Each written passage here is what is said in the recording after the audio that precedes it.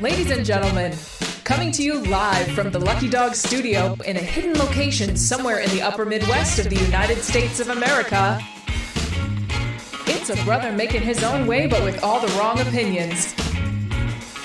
Welcome to the Morning Night Live with your host, the one and only P-Dog Knight.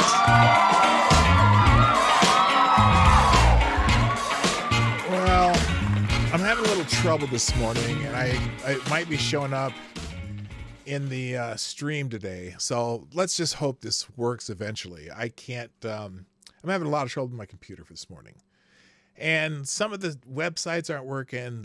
The stream, I don't even know if it's working. It looks like you guys are here. So hi, welcome to the Morning Night Live. I'm your host Marty, also known as P-Dog Knight on the internet, and welcome back to the P-Dog Knight channel on this Tuesday, the 5th of March, 2024. And I can't, my chat's all messed up. Everything in my computer's messed up. My music's not working. I had to improvise and use some music that I downloaded for some videos. And looks like you guys can see me. And I can see myself in the monitor. But it's just everything's screwed up. So we'll figure it out, hopefully it won't shut me down. Looks like it's streaming at least. What's going on here? Even this one isn't even going. What the F? What the F? Anyway, hope you're having a better morning than I am. What the hell is going on? I can't even scroll the chat. Live chat. Scroll the chat. There we go. You know what? And it didn't even put the whole chat in. Well, let's just say hi. And I'm going to try to wing it today because everything's really screwed up. So anyway, hope you're having a great morning.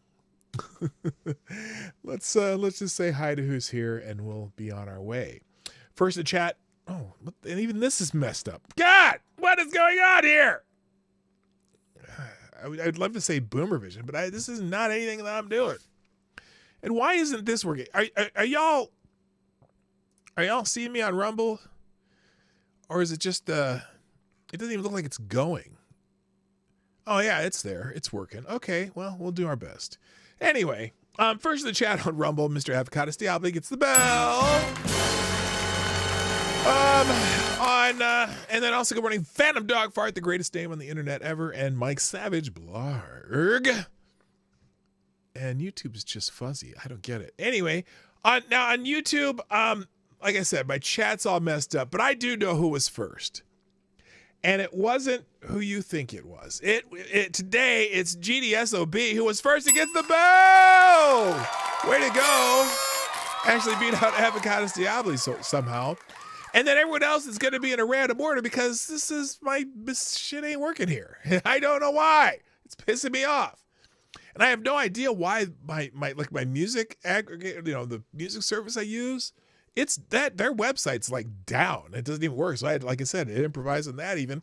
And I didn't get it open all the articles I wanted to open. And there's a whole thread of stuff I want to do because, the salt is flowing. Anyway, also hello on YouTube to Jesse Leon, JB, Rabbit.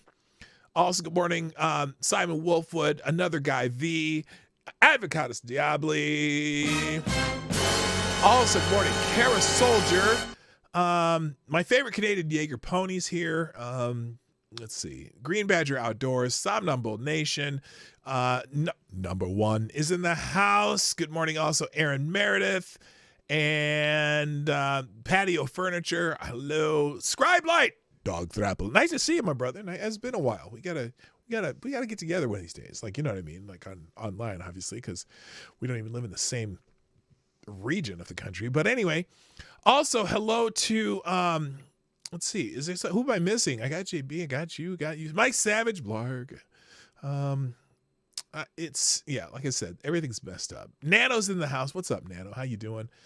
Good to have you all back. So I'm just it's gonna be whatever. I'm glad the technical difficulties allowed me to get the bell. Feel like I accomplished it. Was that why AD didn't get there? It wasn't. No, you were there on time. You were definitely the first one there. It just my scroll, like it cuts off the chat at a certain point, and I can't even scroll back all the way to the beginning for some reason. So, you know, son of a bitch. And now I just closed the chat on Rumble. What the hell is going on? Okay, let's try to have a calm, cool day here, right? Let's just have a calm, cool day. I'm going to settle down until I start reading some of these articles. I did pull up I do have articles that Gunfox gave me yesterday. And I don't know if I'm going to be able to maintain this calm and cool demeanor that I like to have. But nonetheless, let's get into what's going on today in the world, because I have a shortened show to deal with thanks to technical difficulties. So let's start with what's happening now. By the way, thank you, Tyler F., Somnambule Nation, another guy, V, Nano, I said Tyler F. Who else is tweeting out the show? All of y'all are tweeting out the show. Do me a favor, hit the like button, share the stream, and you can sponsor the show at pdognight.live. And especially if you want to send me an article or something, you get my attention, with green. So I'll take the green. Anyway, let's just talk about what happened in the world, what people are talking about. Obviously, today is Super Tuesday. Now, Super Tuesday is just the day that several states have presidential primaries and/or I don't know if there's caucuses, but I know there's definitely presidential primaries today, and that's one of the big things trending. What's going on here? What is going on? There, fix it. There you go. So anyway, here's the Super Tuesday trending topic list on X, the app formerly known as Twitter, where Kimberly Klacik, who is, I think she's running for Congress in Baltimore. Maybe she's not. I'm not sure. Yeah, Kim K for Congress out of Baltimore. Now, unfortunately, she's in Baltimore and she's a Republican, and you don't know. You don't expect Republicans to get a lot of traction in Baltimore. But anyway, she says, don't assume the red wave is coming. Vote for America first. Yes, she was an America first person. As Republicans, we don't like to play identity politics. But let's be honest, as a black woman in Congress, I could dismantle the squad. So anyway, if you want to donate to Kim K, that'll be in the links. Let's see. I'm next. Oh, Stacey Washington up on Newsmax, talking Super Tuesday on National Report. Good morning, and to some other people. Anyway, and there's good old, well, that's not Donna Brazile. That's somebody else. Donna Brazile, the former, I think she was a Clinton White House advisor, some shit like that. She says it's Super Tuesday. Y'all folks are voting in 15 states. Don't boo, just vote. And this is someone named. So you're voting for who your nominees are going to be for various offices within your states, if you're in one of these states, and also the nominee for the president of the United States. Now, this is going to be, this may be the death knell for Nikki Haley's campaign. I think Donald Trump will probably sweep the Super Tuesday thing, but she did win this D.C. She won Washington D.C. and people were very excited about it because she won it by like 30 points or something like that. I mean, okay. And people were all excited about the Washington, D.C. primary for the Republican nomination for president. And Nikki Haley actually won one. But when you say she won one, the funny thing about that is the District of Columbia has 700,000 people, right? 700,000 people. Do you know how many registered Republicans there are in the District of Columbia? Who had the potential to vote in the Republican primary in the District of Columbia out of 700,000 people. Hello, Bookworm Addict. 700,000 people. There are 23,000 registered Republicans. 23,000 out of 700,000 people. Meta's having a very bad day. All Meta services are down. Oh, are they? How you doing, Joel McLaughlin? How you doing? Welcome to the show. 700,000 people. There's 23,000 Republicans. And guess how many voted in the Republican primary? Because it seems to me that voting in Republicans in the District of Columbia may be a futile prospect. There were roughly 2,000 people voted in the Republican primary in the District of Columbia out of 700,000 people. And Nikki Haley got like 1,200 something, and Donald Trump got 600 something. And then there was like Chris Christie. We showed this to you yesterday, right? And I was laughing because there was literally Democrats and anti-Trump people crowing yesterday because Nikki Haley wait a minute. Here, let me destroy Donald Trump.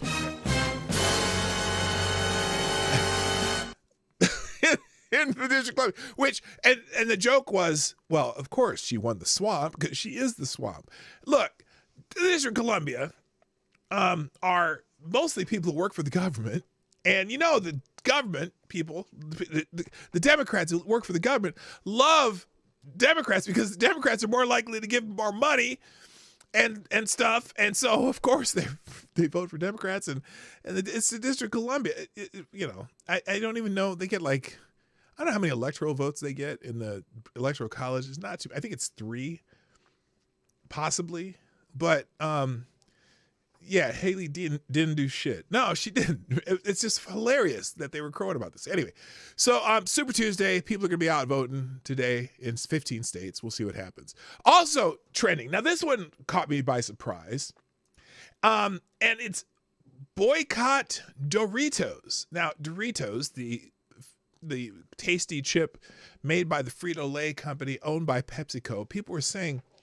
Some people are saying to boycott Doritos, and apparently Doritos is facing a backlash for hiring a trans woman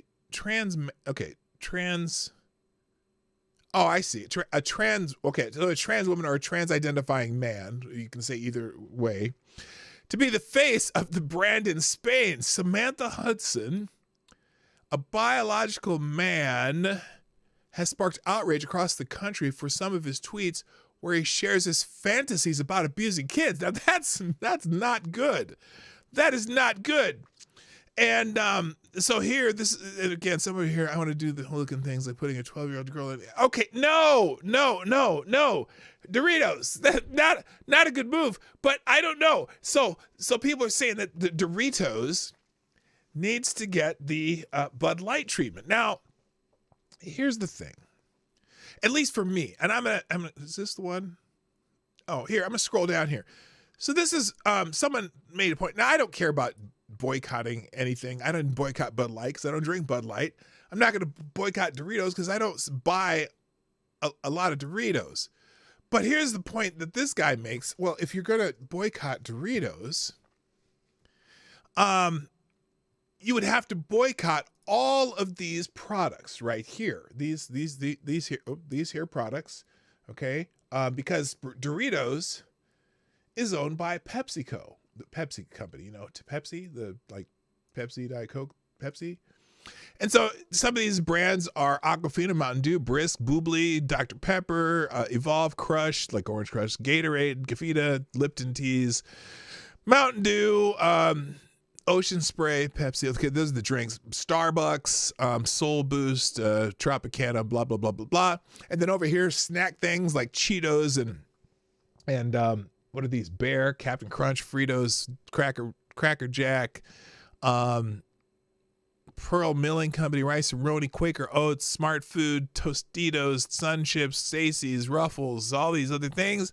And then there's down here a bunch of things that are also things I'd never heard of, but there are a bunch of other snacks, whatever, 7-Up and Wido and Kaz and Maria's, and these must be Hispanic plate things over there, right? And as I was looking at this, everything owned by PepsiCo, who makes Doritos, I looked at this and I was thinking to myself, wow, there's not a whole lot of stuff on that list that I even use. Almost none of it. In fact, I can't find a single thing on this list that I have purchased in the last at least 3 or 4 months. We might have had some Doritos in the house. We made some kind of a taco salad thing about 3 months ago. But otherwise, I don't use any of this shit. Now, it's all crap. Yes, exactly, Lord Stanhope. It's all crap. Good morning, by the way. And Rockhopper, what's up, my friend from down under? It's all crap. And I tend to make everything I eat from scratch at home. And I don't eat out a lot. So it was just weird that but I'm sure a lot of people eat a lot of these things. So if you want to boycott Doritos for this issue with this person, I'm going to close that. I'll just leave that link open. So there you go. That's why boycott Doritos is trending. Let's move on. Also trending is Miss Piggy. Now, I have no idea why Miss Piggy's trending. All I know is Miss Piggy is trending.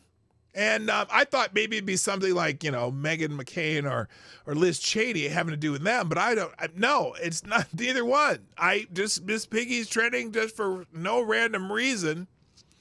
And although there was a joke on here, something about, what was it? Why does Miss Piggy, or what? Let's see. Where was the joke? There was a joke. Miss Piggy is the most iconic Muppet. Sis ain't even never had a competition. Other Muppets could never. Oh, no.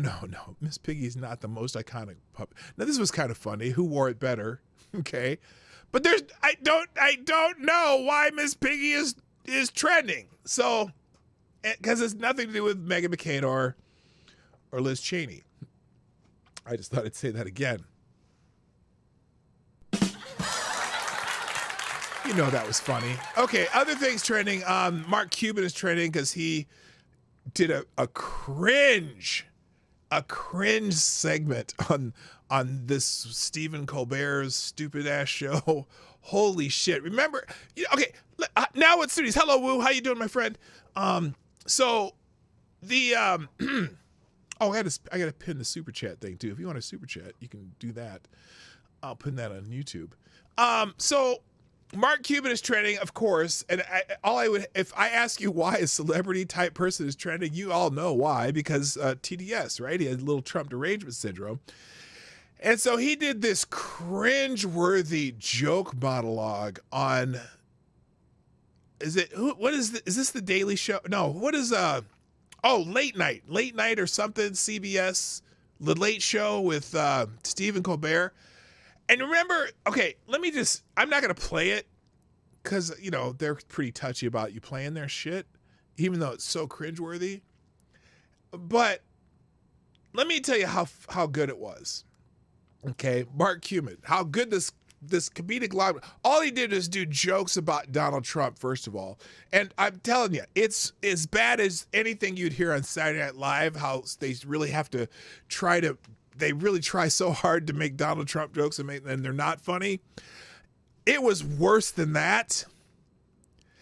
And here's what I would compare it to. Remember when the Late Show with Stephen Colbert did the little dancing syringes about getting vaxxed? It was that bad. And I'm going to, I'll put in the links. It's in the links. It's in the trending topic. I'm not going to play it. It's so awful. It is so awful. And they had to have used a laugh track because it's just not funny at all. It's cringe, but there he is. That's Mark Cuban, as you know, and that's what he looks like. I'm not playing it. It's that bad. So also Maxine Waters is trending. Now, Auntie Maxie is trending for a couple reasons. Well, first of all, one of them is because apparently Auntie Maxie's nephew not only supports Republicans, but appears to be pro-MAGA. Now, I haven't watched this. We'll watch a little bit of it. It might get tedious or whatnot, but we're going to watch some of it. This is Maxine Waters' nephew, and I don't know where he's speaking, but there happens to be a lot of people of melanated variety around him. And let's see what he says here. Black people used to be Republicans until right after the Great Depression. I think we've ridden this donkey as far as it can take us. Okay? It's dead. I'm ready to get on a great big old African elephant. Right? We have to remember who Joe Biden is. This is a guy who was. He's here talking. He was with Kerry Lake. He must be in Arizona. But this is Auntie Maxie's nephew. By Senator Byrd and people like Strom Thurmond, the card-carrying members of the Ku Klux Klan. Yeah, there you go. So she represents Republican 2.0. What she's talking about for us is a new emancipation, socially, politically, economically. It's emancipation 2.0. Interesting way to put that. Real opportunity. Hello, those ain't real, dude. But with President Trump to start again in this country and recognizing where we've been. Look, I'm not telling any of you who are Democrats to rip up your voter registration card. Okay? Maxine Waters, Auntie Maxine, imagine if she was really your auntie. She's really my auntie. What I'm saying is, he's a minister too. After all of those years of dealing with failed. Okay, we get it. I'll let you watch the rest of that yourself, because that's not the only reason she's trending. I think another reason she might be trending is because of what happened to Alexandria Ocasio-Cortez yesterday or last night. Remember how when Maxine Waters was in that during I think it was during like the Black Lives Matter stuff that was going on. Remember how she was saying that if you see a politician in a restaurant, you see them in a mall, you see them in a shop, a store or whatever, you go up to them and you push back on them and you tell them what you think of yada, yada, yada, yada, yada, right? Remember that? Y'all remember that, right? I don't have the clip, but you remember that when she was saying, get in their faces, get in their faces. Well, apparently some people took that to heart in New York City, and some protesters, Alexandria Ocasio-Cortez was going to a movie, and some of the Palestinian protesters came and gave a piece of their mind to Alexandria Ocasio-Cortez. So here it is. Here's what happened. Let's see if we'll get some sound on this thing. Here we go. Here we go. You refuse to call it a genocide. I need you to understand that this is not They're just chasing her around. You're lying. I'm lying. You're not. You went on TV and avoided talking about it. Okay, so it's just a couple of protesters. They're getting a little mad at her, right, and harassing her. Why don't you tell us how we're lying? So anyway, Alexandria Ocasio-Cortez lashed out at protesters in Brooklyn at a Brooklyn movie theater who demanded the lefty lawmaker call Israel's military campaign in Gaza a genocide, which she claimed she already had done. The confrontation video shows Ocasio-Cortez, a Democrat from New York, Democrat. I'm sorry, not a Democrat. She's a Democrat. Diesel Dicks over on Rumble. How you doing? Democrat from New York was with her fiance, Riley Roberts, a white dude, when she lost her cool and dropped F-bombs as a couple of protesters badgered her at Alamo Drafthouse Cinema around 5 p.m. on Monday. And then protesters complained that Ocasio-Cortez, 34, hasn't publicly called Israel's bombing of the Palestinian territory a genocide, as they accosted her inside the downtown Brooklyn theater, according to the footage. So, anyway, so now look, I personally do not believe that you should do this to politicians when they're just out and about in their, in the wild, traveling around the mean streets of a Brooklyn theater, trying to she's just trying to go watch a movie. Leave Alexandria Ocasio-Cortez alone. I don't want you doing that, but again, I don't want people, because I look, it's just let them have their private time. I'm just saying, if you want to go to her now, if you want to go harass her at her town halls, go for it, but not while she's out in public. Now, a couple related notes just on the Israel thing, and I'm not getting it too deep, but Jamal Bowman, Fire Marshal Jamal, the guy who pulled the fire alarm at Congress, he and Rashida Tlaib led a Free Palestine chant at a joint fundraising event. It's go figure. Here they are.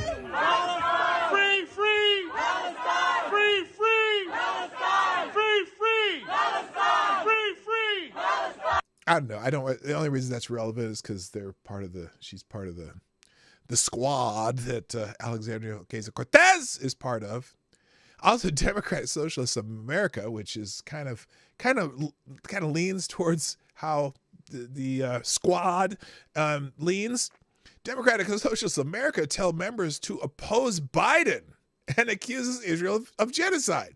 So this is a coalition of people who might not be voting in November when it's Biden versus Trump. And this is a part of this Biden coalition. The Democratic Socialists of America on Sunday encouraged its members to vote uncommitted in the election cycles remaining Democratic primaries. Okay, like they did in Michigan, when was it, 30% or something of the people voted uncommitted? Until this administration ends its support for Israel's genocide. Genocide, again, they're using that word genocide. No, it's not. Anyway, in Gaza and delivers a permanent lasting ceasefire, Joe Biden will bear the responsibility for another Trump presidency, the DSA wrote on X, formerly known as Twitter. The group, which says it has more than 92,000 members, has organized numerous anti-Israel protests since Hamas's October 7th attack on the Jewish state. So anyway, that's interesting. So that's kind of unrelated to what the trending topics are, but let's move on. Also trending is Charles Barkley. Now, again, I don't talk a lot about sports on this show, but this is a celebrity who is trending. And so you can guess why celebrities trend on X, and usually it's because, for app formerly known as Twitter, it's because he said something about Trump supporters. So apparently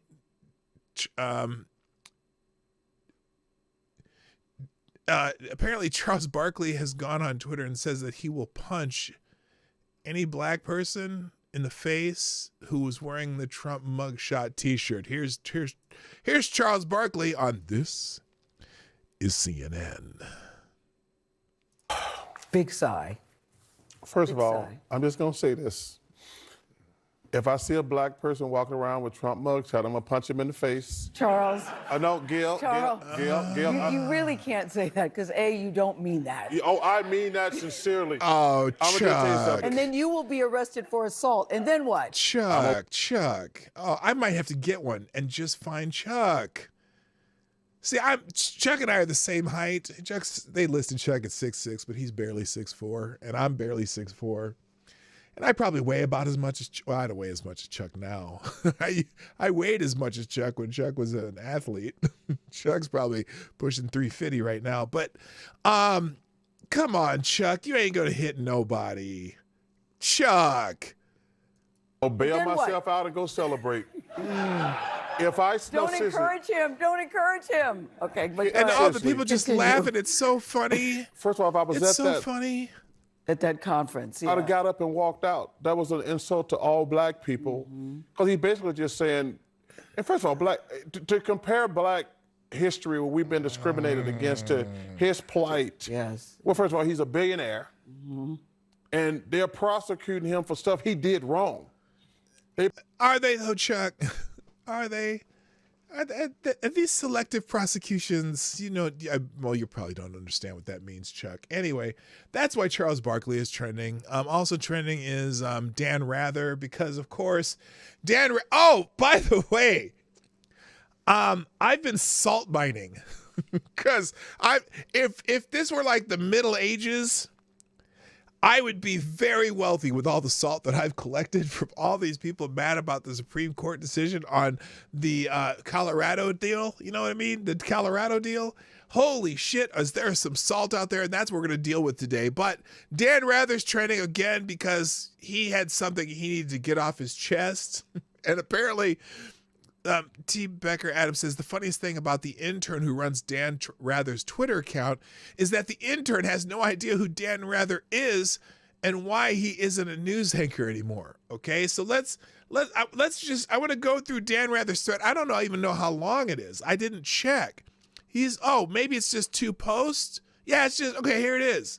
Here's Dan Rather, very upset, I'm sure, with the thing that happened yesterday. Oh, well, Gunfox is in the house. How you doing, brother? And Gunfox drops a Hamilton in the tip jar. Says, are you ready for this one? Well, I guess I'm going to have to be. Thank you, Gunfox61. And you are the new Streamlabs Superstar sponsor of the day. Yeah, way to go, Gunfox.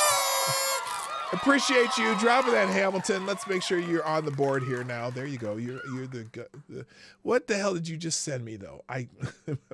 Should I be concerned? Let's just here. I'm gonna take a look.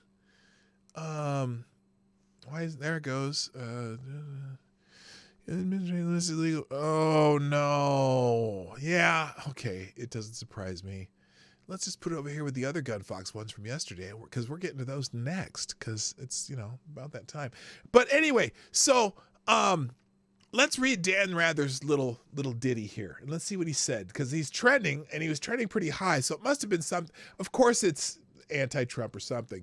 Here's Dan Rather, and I'll try I don't really have a good Dan Rather voice, but we'll try. Wasn't Rather on 60 Minutes? Yes, he was. Well, he was. Dan Rather for a long time was the main news anchor for CBS News. He kind of did he replace Walter Cronkite? Was it immediate? I know he was very close to after Walter Cronkite retired. Okay, and but he's also the news anchor who got fired because of that report about George W. Bush's supposedly going AWOL in the Texas Air National Guard, and they had the documents that were done in a font that no typewriter used back at the time, and so he got busted with the false documents that they made the excuse. Well, there were real documents, but we had to make some fake ones to reproduce them, but there were certainly documents that said what they said. No, Dan, you faked some shit and tried to smear George W. Bush. But anyway, that's why Dan Rather got fired and has a big old asterisk by his name when it comes to, your career. So anyway, here's Dan Rather. If I may, there's something I need to get off my chest. As democracy remains under siege, it has been frustrating to watch how the press covers politics these days. I am reminded by lessons that came to me during the Nixon years as a CBS News correspondent, which I'll add here. Enough with both sides-ism. When one side lies intentionally and repeatedly, they are no longer entitled to the benefit of the doubt. Is he talking about Democrats? Because they lie a lot. Look, politicians lie. I'm just get used to it. If you're young and you don't know that politicians lie, get used to it. Anyway, back to Dan Rather. They should be held to account right away. Do not simply repeat the narratives they spew. Prioritize live fact-checking. That's number 2. Rigorous and robust fact-checking is the best defense against misinformation, intentional lies, and deflection. If Trump says the sky is green, the story isn't that the sky is now green. The story is that the sky is still blue and Trump got it wrong. Yes, by the way, Dan Rather has major Trump derangement syndrome, just to make sure you know that. Number 3, ask lawmakers hard questions. Ask about fundamental principles of democracy. Push them to go on the record that Biden won the 2020 election. Ask them if they support the Supreme Court's decision to overturn Roe versus Wade. This writing is not to offer any claim of knowing it all. Your correspondent has made his shares of mistakes. Dan Rather, yes, you got fired for one of your major mistakes, though. Like, you did it intentionally. Anyway, but after more than 7 decades, I believe that I've picked up a few useful guideposts. Good journalism is always worth it. Our democracy depends on it.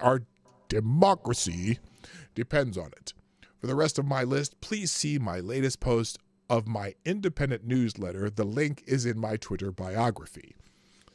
Oh, and then he adds a little thing here.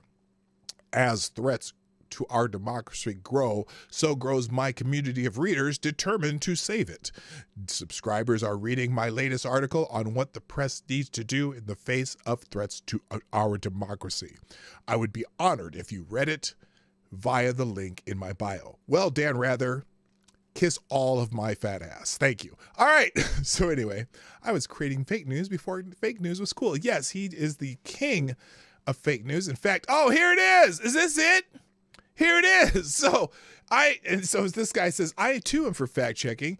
You are a partisan hack wearing the skin suit of a journalist and always have been. And here it is. This is the famous GIF or GIF, whichever you prefer, of that memorandum showing that the font was a Times New Roman, which did not exist on typewriters back when the supposed memo was created. And so there you go. So Dan Rather, yes, Dan Rather, your life. Why isn't that working? Your life makes me sad. There you go. Perfect. All right. And so fuck you, Dan Rather. All right, let's get into some articles because I need to get to these, and especially the one that Gunfox has provided because I promised that I would. So here we go. We're going to start with the legal blog from MSNBC, the greatest, latest lolcow on the planet. And MSNBC, Fox, they're both very similar. They're just kind of two sides of the same coin. And I realize the biases on MSNBC exist in the opposite on Fox News, although not as much so we'll say sort of do. I mean, they're both, you got to be aware of what you're reading and what you're writing and what you're listening to and whatnot. And so you just got to go with whatever their biases are and understand that they have their biases. So here is MSNBC legal blog. Jordan Rubin says Trump can be on Colorado ballot. Supreme Court rules. We read the entire. Whoa, what the hell's going on there? We read the entire. Wait, hang on a second. Let me check something real quick. Just want to make sure that are we working? We're still working, right? Let's see here. Oh my gosh, this is so far behind. Oh, is this? It says an excellent connection. Okay, we're good. All right, we're good. We're working. Okay. All right, back to the.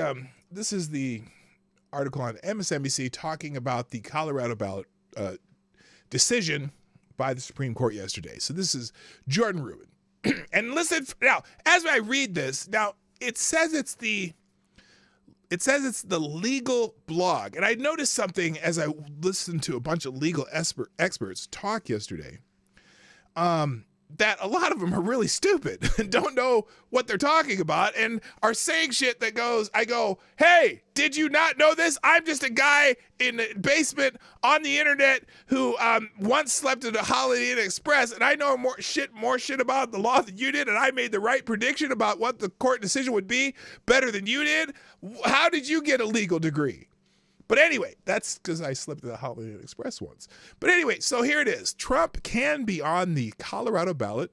So the Supreme Court rules. Now, the subheadline is, a host of legal and history experts explained to the justices why Trump is disqualified under the 14th Amendment. The justices disagreed. Well, not just disagree, all 9 of them disagreed. And you guys don't seem to understand the reasons why.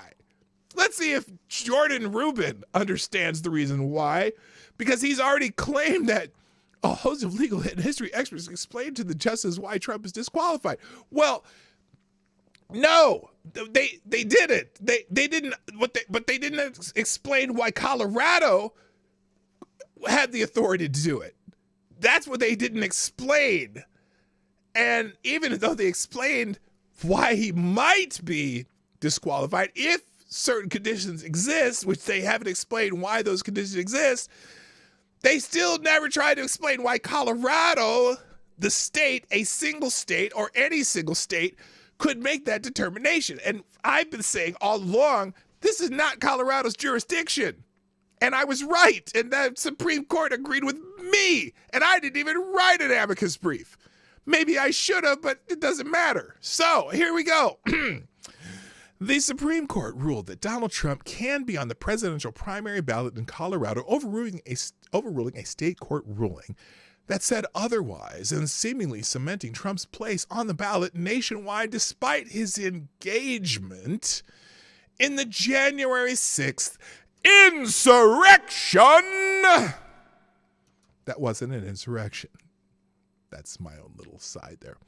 Congress, rather than states, is responsible for enforcing the constitutional provisions at issue against federal office holders and candidates, the court said Monday in a per curiam opinion. Now, I'm pretty sure per curiam means unsigned. Oh, it says it right next, meaning an unsigned ruling for the court, meaning they were there. What's up with Facebook? Facebook, all Meta products are down, I think. Although I was on Instagram this morning, it was working. Anyway, a lot of the Meta shit is working. That's what's wrong with Facebook Death Reckoning. And welcome, Death Reckoning, a new person in the chat over on Rumble. Nice to meet you. All right, now the court was unanimous in reversing the Colorado ruling against Trump, but there was disagreement about how far the court went. Justices Sonia Sotomayor, Elena Kagan, and Ketanji Brown Jackson wrote a concurring opinion saying the majority decided more than it had to, which they might have, who knows, ruling on novel constitutional questions to insulate this court and Trump from future controversy. Justice Amy Coney Barrett also wrote a short concurrence saying the majority decided more than it had to, but she did join the Democratic appointee's lengthier concurrence that was more critical of the majority. Quote, although only an individual state's action is at issue here, the majority opines on which federal actors can enforce Section 3 and how they must do so, the three Democratic appointees wrote, referring to the section of the 14th Amendment that bars from office insurrectionists who had sworn to support the Constitution. Quote, the majority announces that a disqualification for insurrection can occur only when Congress enacts a particular kind of legislation pursuant to Section 5 of the 14th Amendment, wrote the three justices, who added, in doing so, the majority shuts the door on other potential means of federal enforcement. Now, no, it doesn't. Because, and I keep telling people this, and why aren't people listening to me? Legal scholar that I am. I do have a nickname, Lawyer Dog, right? I know I'm not a lawyer, and I don't give legal advice, but I can read Section 2383 of U.S. Code 18 under criminal law is the action Congress took that codifies Section 5 and 14th Amendment, the Constitution. Why don't these people know this? I don't get it. It's right there in the U.S. Code. I've read it. I've shown it to you many times. Anyway, so that is the other potential mean of federal enforcement. That means you can go to court under U.S. Criminal Code 18, Section 2383, and prosecute Trump under that if you really wanted to. It's Jack Smith's fault that's not happening. Because he's supposed to be the special prosecutor, and he's not doing it. So y'all cry to Jack Smith and ask him why he's not doing that, because he knows he can't get a conviction, because the terms incite and insurrection have legal meanings, which Donald Trump did not fulfill. That's why he's not doing it. He knows he can't. Even a D.C. jury can't convict him on this shit. That's how bad it is. Anyway, maybe a D.C. jury would, because D.C. juries are stupid. Would never held up under appeal. All right, the decision comes a day ahead of Super Tuesday, which is today, when several states are holding their primary contest, including Colorado, which already had him on the ballot anyway. Briefs from outside groups, including historians, argued that Trump is disqualified from office under the 14th Amendment, but the February 8th oral argument showed the justices' discomfort with keeping the leading GOP presidential candidate off the ballot. In December, the Colorado Supreme Court ruled that Trump is disqualified. Well, they don't have the jurisdiction to do that, citing the insurrectionist ban, but placed its ruling on hold pending Trump's appeal to the U.S. Supreme Court. Challenges to Trump's eligibility have been pending across the country, creating a need for the U.S. Supreme Court justice to settle the issue nationwide. Illinois recently joined Colorado when a traffic court judge ruled him ineligible. and Maine in deeming Trump ineligible. And those other states' decisions have also been on hold pending the former president's appeal. No, most of these states have just outright said, no, we're not taking him off the ballot. But, whatever. It's semantics, right? It's just semantics. Monday's ruling in Trump versus Anderson follows the justice's decision last week to take up Trump's immunity bid in the federal election interference case, setting arguments for the week of April 22nd. Even if the high court rejects Trump's far-fetched immunity claim, the decision to review the matter instead of sending it back for a trial further delays the proceeding and possibly helps Trump eliminate the case completely if he wins the election and gains the power to quash it. The immunity appeal is on a less expedited schedule than this Colorado eligibility case, which the justice is set for argument a month out from granting review. So, and they are salty about that one too. Oh my gosh, he should never have taken up this appeal because he didn't do it before when Jack Smith asked him to, and now an appeals court rules the way we like, so they should never take up an appeal when there's a ruling we like. Oh my God, they're just delaying tactics. It's just urgent. We must not let him be on the ballot, and we can't have him appealing things when we get the way we get our way. Yeah, the salt is amazing. So anyway, I'm going to move on. More hell from Gun Fox has sent me here. This one is also at MSNBC. Is this a block? No, it's an opinion piece. It's an opinion piece where MSNBC has the opinion that Biden cannot afford to ignore the uncommitted voters in Michigan. Now, remember, in Michigan, a large contingent of people voted uncommitted, over 100,000, voted uncommitted in the Michigan primary because they're mad at Joe Biden and Kamala Harris and the White House for supporting Israel over Gaza, or at least supporting Israel and sending shit tons of money there. But then they're also sending shit ton of money to Gaza. It's a very convoluted situation, but. So the subheadline here: after the size of the uncommitted vote became known Tuesday night, leaders from Listen to Michigan and the Biden campaign appeared open to finding common ground. So now they're going to talk to these people who are pissed off. Hello, Asmodi, how you doing? Welcome. It's and it's a column by Dean Obadiah. Dean Obadiah is now, I don't care that I'm not knocking the fact that he's Muslim. But he's very left-wing and Muslim, and he's probably very skeptical of anything that Israel does. So, hello, Amazing Disgrace, too.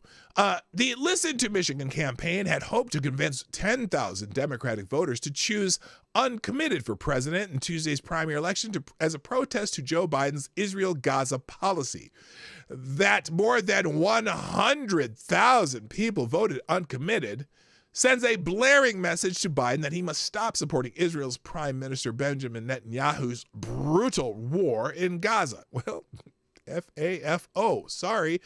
At least that's the message if he wants to convince those Michigan voters who chose uncommitted and convince disaffected Democrats in the other battleground states to vote to reelect him in November. So, he needs them votes. This is not an anti-Biden campaign. Layla El-Abed, a longtime Democratic activist and the head of the Listen to Michigan campaign, told This is CNN the day before the election, it's a humanitarian vote. It's a protest vote. It is a vote that tells Biden and his administration that we believed in saving lives. Biden won Michigan in 2020 by approximately 150,000 votes. He won 83% of the vote in precincts with the highest concentration of Muslim and Arab Americans, and 81% of the votes in Hamtramck, a Muslim-majority city. Abdullah Hamid, the mayor of Dearborn, a majority Arab American city, said in a powerful New York Times op-ed this month that he firmly believed that Joe Biden was one of the most consequential and transformative presidents that our nation had since Franklin Delano Roosevelt. Oh my goodness.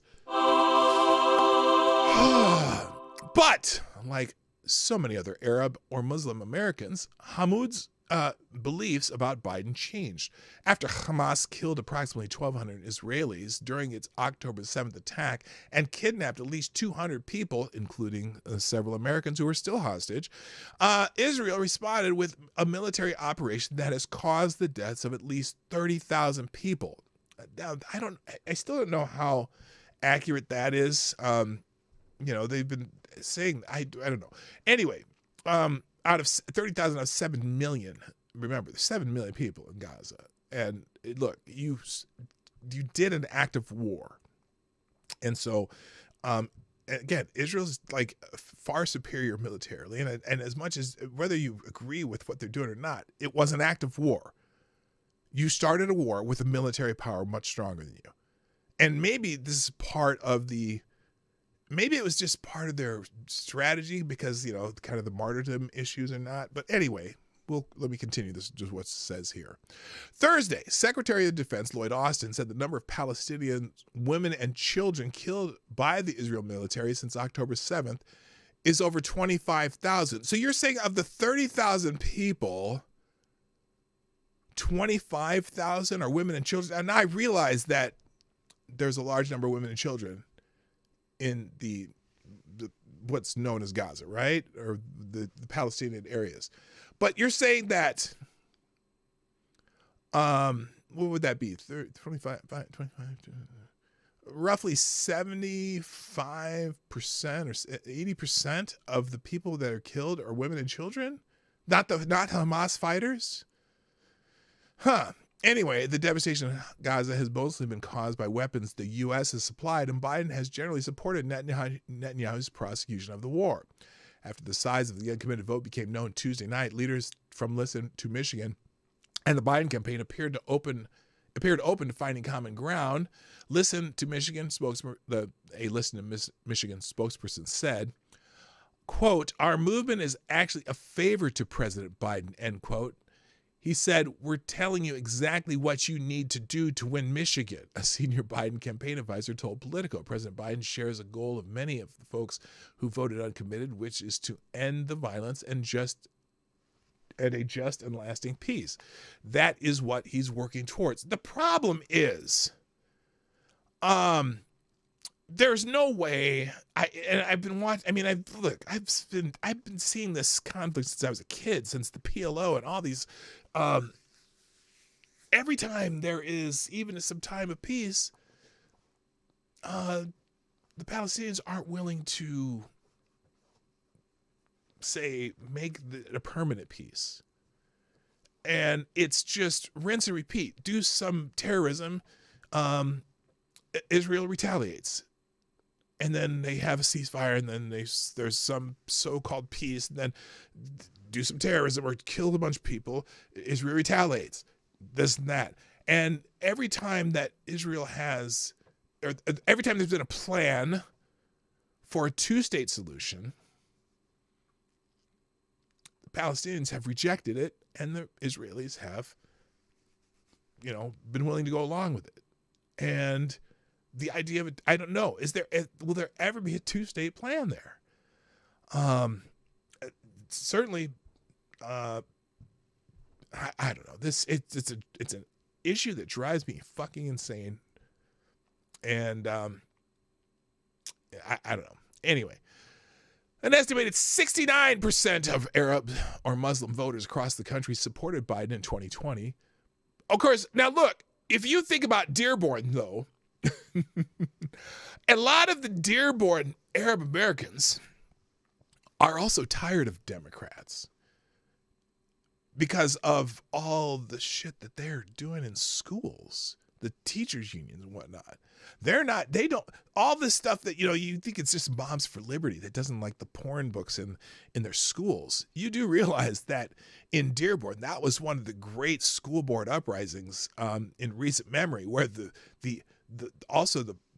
Muslim people don't want that shit in their schools. Okay, so that's not the only thing that's a problem for the Biden administration when it comes to this kind of stuff. But again, about 69% of Arabs and Muslims voters across the country supported Biden in 2020, but their votes aren't the only ones Biden risks losing in November if he keeps sticking with Netanyahu. Yeah, young people are very pro-Gaza for whatever reason. If they know why, they just because they're into the Marxism oppressor metric. A recent poll by the Institute for Policy and Understanding, which serves to strengthen Muslim communities, found that 78% of Democrats support a ceasefire, including nearly 60% of Jewish Democrats. In a recent Economist YouGov poll, nearly 50% of people 18 to 29 said Israel is committing genocide in Gaza, while only 24% disagreed. This month, leaders of the nation's oldest black Christian denomination, the African Methodist Episcopal Church, called for an immediate ceasefire, and given what the denomination called mass genocide in Gaza, an end to U.S. military support for Netanyahu's administration. We don't know how many Michigan voters who were either Arab or Muslim were among the 13% who declared themselves uncommitted Tuesday night, but last month, in a New York Times story about more than 1,000 black pastors representing various denominations demanding a ceasefire, a pastor in the new battleground state of Georgia predicted that it's going to be very hard to persuade our people to go back to the polls and vote for Joe Biden. So this is, they always talk about the dysfunction within the Republican Party, and there is plenty. This is the other side of the coin, where there's definitely a lot of problems within the Democratic Party, whatever you want to call them, regarding some of these issues. And part of the problem is I don't know a single Democrat who is genuinely excited about Joe Biden running again. He's got multiple issues. And speaking of his multiple issues, here's a new one that Gunfox sent to me. Biden administration admits illegal migrant secret flying program. Now, this program's not so secret. I'm just telling you. I'm telling you, this is not so secret, but here we go. Let's see what you sent me here, Gunny. Lawyers for President Biden's immigration agencies admit disclosing locations of secret migrant flights would open up potential vulnerabilities. Customs and Border Protection refuses to disclose information about a program last year secretly charting flights of thousands of undocumented immigrants from foreign airports directly to U.S. cities. Oh my God. Oh no, this is not what I was thinking was coming. Wait a minute. Where the hell is the article? Is that it? Is that that's the whole article? Or is it?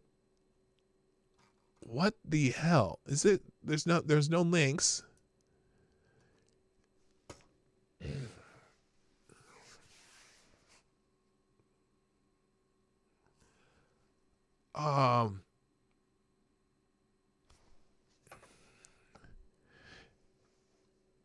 This means, there's two. Okay, this is the second part of it. This means that while record numbers of migrants were flowing over the southern border last year, the Biden White House was also directly transporting them into the country despite them holding no legal status. Use of cell phone app has allowed for the near undetected air import of 320,000 aliens with no legal rights to enter the United States. This is a Biden program, a fly them in program. Hello, Jethro Hedor, what's up? A fly them in program. It comes off the back of controversy over a 2022 transportation program where the administration took heat for using taxpayer money to overnight flights of migrants throughout the country, though a Freedom of Information Act lawsuit, through a Freedom of Information Act lawsuit, the Center for Immigration Studies found Biden's Border Patrol approved the secretive flights, or CPB, that transported hundreds of thousands of illegal immigrants from foreign countries into at least 43 different American airports from January through December 2023. The program was part of Biden's expansion of the CBP1 app. Again, remember, and I told you that The reason they want more Border Patrol agents, they wanted to hire all these new agents so they could process people faster. Yeah, I bet it's probably to expand on this bullshit. The part was part of Biden's expansion of the CBP-1 app, which kicked off at the start of last year. Migrants were able, under Biden's expansion, to apply for asylum using a cell phone app called CBP-1 from their home countries, but the Center for Immigration Studies notes that the transportation of these migrants directly to the U.S. is one of the lesser-known uses of this application. 320 that had no... Wait, why would you fly them here when they apply? They're applying in their home countries. Just... Oh, my God. Oh my God. Oh my God.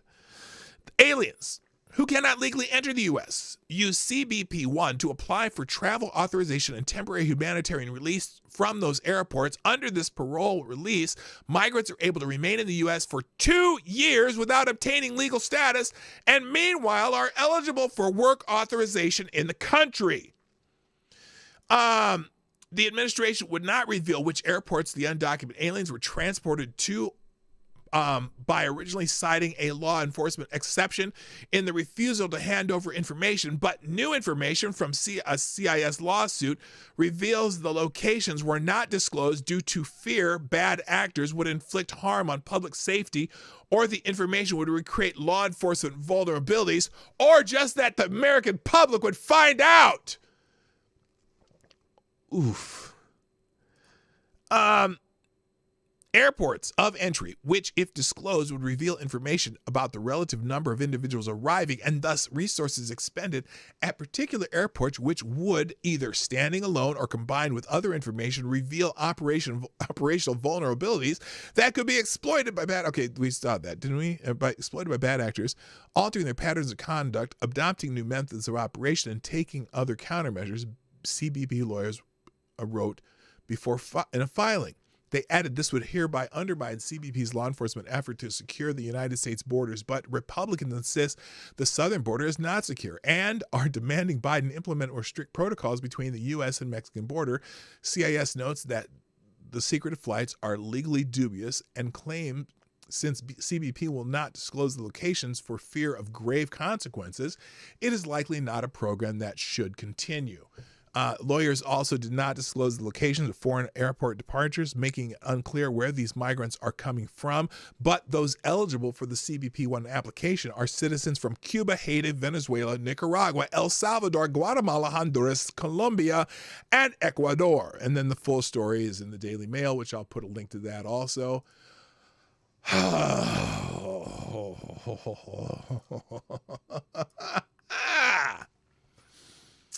All right. Well, I'm not getting what I wanted to get to. Really, Gunfox? Let's see. Is this the one? Oh, this is. I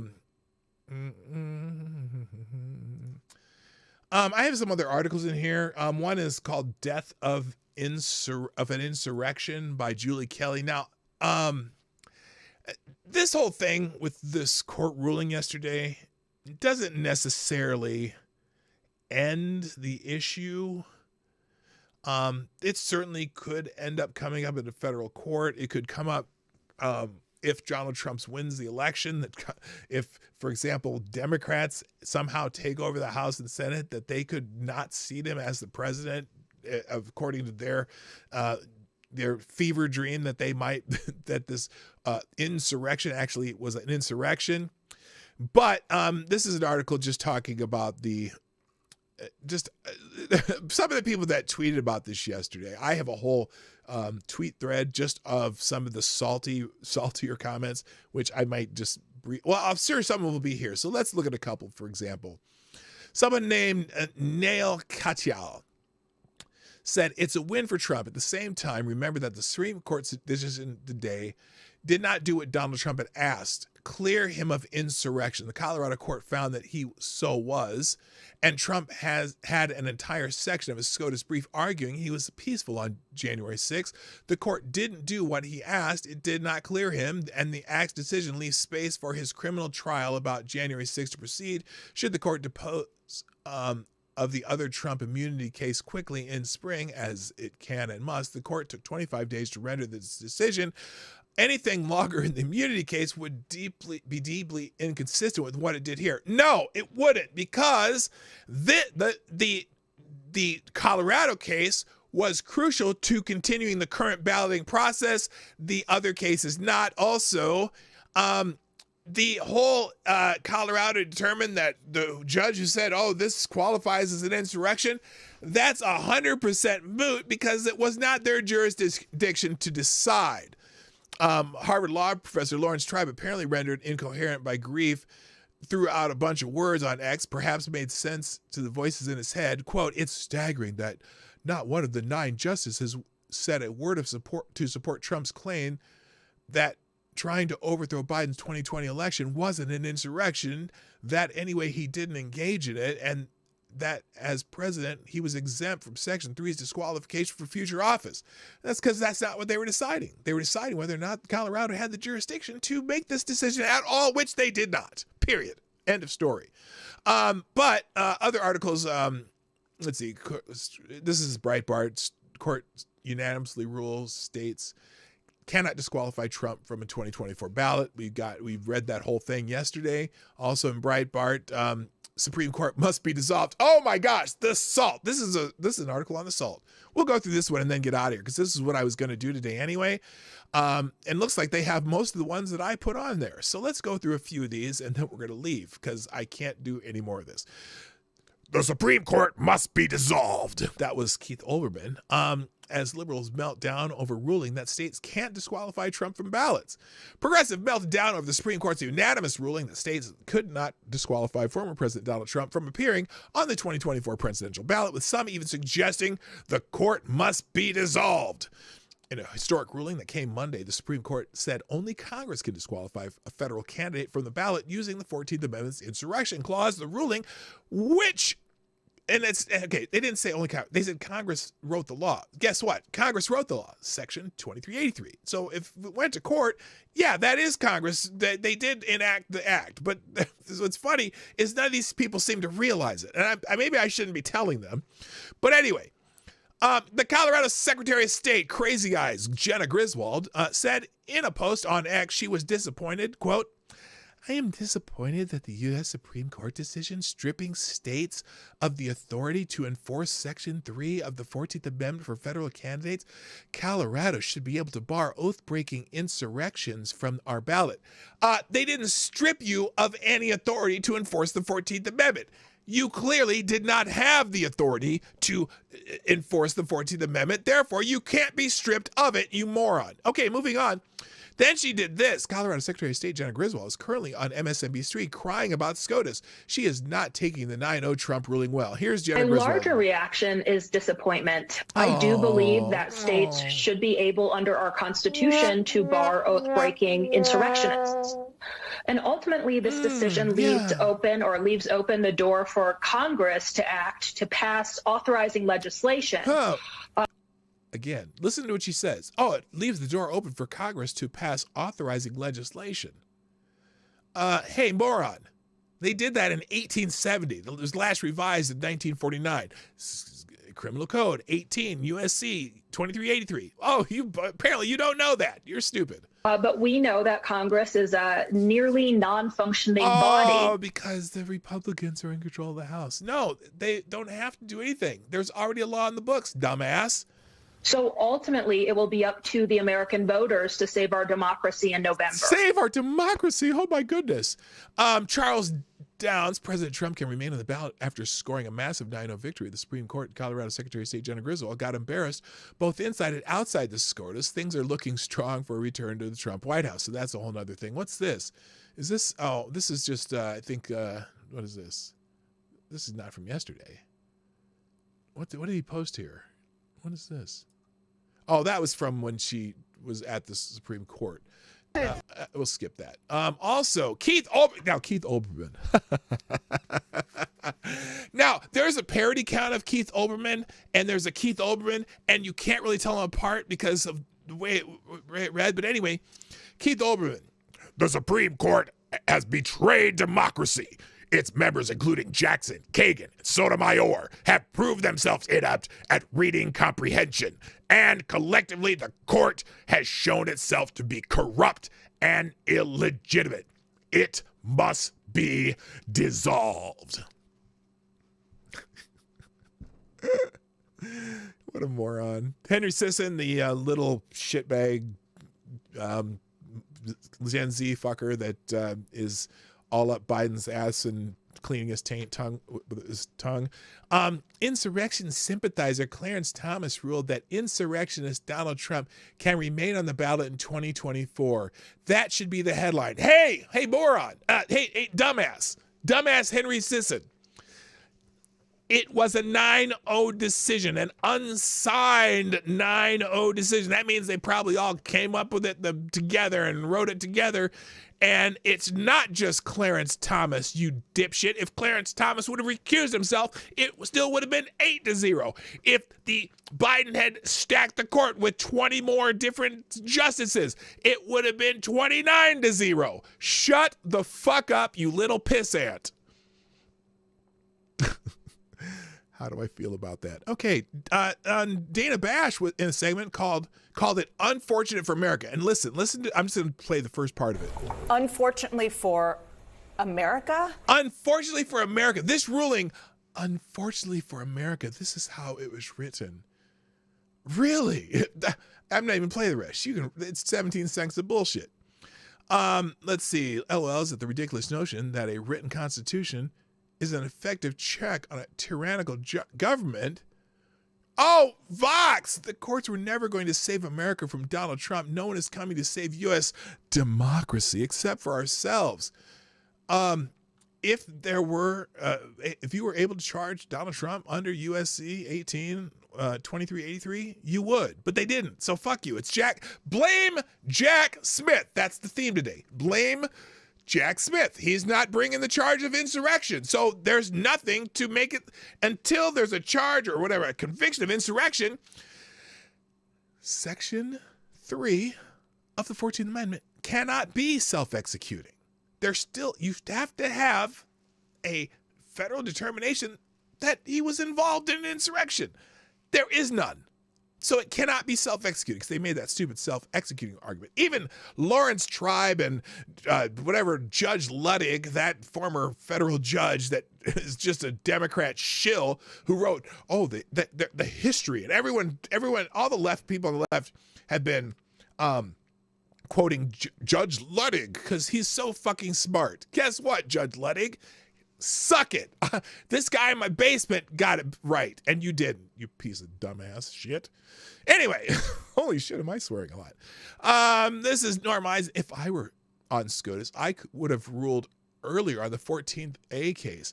The short window between the decision and Super Tuesday risked the court appearing political by putting the wind in Trump's sails right before primary voters go to the polls.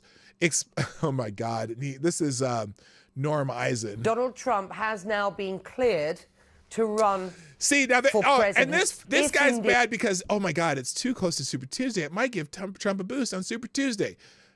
Really? He's the front runner by a landslide in these primaries. What the hell difference is it going to make on Super Tuesday? Zero. And the only reason they did it before Super Tuesday is so we could get this question out of the way so they can continue with the primaries. Indeed, that is what the Republican voters want from him, correct? That's correct. And it's clear that he's going to be successful by all odds. Oh my God, is this Gilbert Gottfried? Who is this guy? He's accumulated already a daunting delegate lead. Super Tuesday will, according to all the polls, deliver more delegates. One of the curious aspects of this decision is that they waited until the day before Super Tuesday to drop it. It puts the wind in Donald Trump's sails. He's already said it's a win. We'll hear a lot more from him. Why? Shut up, Norm. Whatever. So they got him twice. Ed Whelan. Norm Eisen, the Supreme Court ruled Tuesday based on only Congress having the power to enforce the 14th Amendment, but just as important as they did is what they didn't do. They did not expressly challenge that he was an insurrectionist. The concurrence emphasizes that finding. This guy says it's a bad take. Of course, per curiam found it unnecessary to address that issue, as did the concurrence in the judgment by the 3 liberal justices. I see nothing at concurrence that supports the claim that it emphasizes the finding below. Here's the thing. If they have no jurisdiction to make this ruling, it doesn't matter what they found. Everything beyond that is moot. So it doesn't matter what else they found. Holy shit. All right. So anyway, I have a whole bunch of other articles up. The Democrats are still determined to boot Trump off the ballot, by the way. The Democrats in Congress are drafting legislation to call him an insurrectionist and kick him off the ballots in all 50 states. That's not going to happen. It's just not going to happen. But Jamie Raskin has vowed that that's what they're going to do. Let's see. Oh, and now this lawyer apparently celebrates SCOTUS ballot ruling as a win for federalism. Well, because here's the thing, too. The other part of this, because people saying, well, what about states' rights? What about states' rights? Well, yeah, states' rights, the 10th Amendment says anything that is not expressly the power of the federal government, that those powers belong to the states. Well, the 14th Amendment expressly makes the enforcement of the 14th Amendment, disqualification clause, and the other aspects, all 5 sections are federal. They are expressly federal functions. And again, because, you got to remember, the 13th, 14th, and 15th Amendment were basically expressly federal because you didn't want the states, including the ones that are just returning to the Union, to be the ones who determine these powers. So, of course, the 13th, the 14th, and 15th Amendment were not for the states to decide. They were for the federal government to enforce over the states. The due process for freed slaves, no, the states could not do that. And when they say self-executing, it means the rights within the 14th Amendment that were extended to the former slaves, those rights were self-executing. But the disqualification is not a right. It's the removal of a right, and you cannot have the removal of a right without due process. So that's the theory that I'm going with, and I'm sticking with it. Ladies and gentlemen, that's all I'm going to say today because I'm out of time. But thank you for joining me today on the Morning Night Live, Monday through Friday. There's a whole bunch of other articles in the links. So if you want to see some other news that we could have talked about today, there's a bunch of it in the links that I'm about to drop into the chat and into the description. I hope you can take a chance to look at those. It'll be a one-tab link. You click it once, and everything's on one single page, and it'll all be there. So, but I'm out of time. But there's a good article on why the judge in Georgia will not disqualify Fannie Willis. We'll see what happens, but I don't think he will. Also, Russian hoax lawyer Mark Elias, the Democrat lawyer who really wants to do pull Trump off these ballots. He admits on Twitter that Trump cannot get an impartial jury in impartial jury in D.C. anyway. And so whatever. Nathan Wade's law partner in the Fannie Willis case made statements that were directly contradicted by his testimony, according to another witness. I mean, that case is a mess. I don't think will Fannie Willis be removed from that case? I don't know, man. It's starting to look kind of bad. Maybe I disagree with that guy. And then also there's an article. Andy McCarthy tells a panel an overlooked case could blow up Jack Smith's prosecution. He might be removed from this because he wasn't legally appointed. They broke federal law, but former federal prosecutor Andy McCarthy said Monday that people may miss the case that would blow up special counsel Jack Smith's prosecution of former President Donald Trump. Smith secured a 4-count indictment against Trump, blah, blah, blah. But the Supreme Court agreed to hear Fisher versus the United States, a case centered on the obstruction statute that Smith charged Trump with in the August indictment, scheduling oral arguments for April. The case to keep your eye on is the obstruction case. America's Newsroom co-host Bill Hemmer said we miss it because Trump is not a party to that case. They're looking at the same statute that is key to Smith's prosecution of Trump in Washington. If they, as I expect they may, if they say the Justice Department has not been correctly applying the statute, that's going to have a catastrophic effect for Smith on his indictment. So there's another case on one of the J6ers that's going through right now, based on the same statute that they're trying to get Trump on. If that particular part is struck down, the case against Trump, part of the case against Trump will also be over. And in fact, there have been sentence reductions on several January 6 protesters because of some of these changes that the appeals courts have seen. So anyway, I can't talk anymore. I'm out of time. Gotta go. Thank you. I'll put the links in the chat. Hit the like button, share the stream, and PDogNight.live 24 hours a day. Thanks to our superstar sponsor today, GunFox61. You are a great American, sir. I gotta go. Thanks. My name is P-Dog Night, and I'm out of here. Bye. Hey, this is P-Dog Night, and thanks for watching today on the P-Dog Night channel. If you have an observation or remark you'd like to make about this video or my channel, I absolutely welcome you to write it in the comment section down below. I really look forward to hearing from you. And before you go, if you like what you saw but you're not already subscribed, please make sure you hit the subscribe button and definitely click that bell that pops up afterwards so you'll be notified when I post new videos or when we go live. I broadcast my live show, The Morning Night Live, Monday through Friday at 10 o'clock Eastern, 9 o'clock Central. A special thank you to all the supporters of this channel who share our videos on social media and who make donations through Streamlabs, YouTube, Venmo, and Cash App, which are all linked in the description down below. Thanks again, and until next time, I'm P-Dog Night, and I'm out of here.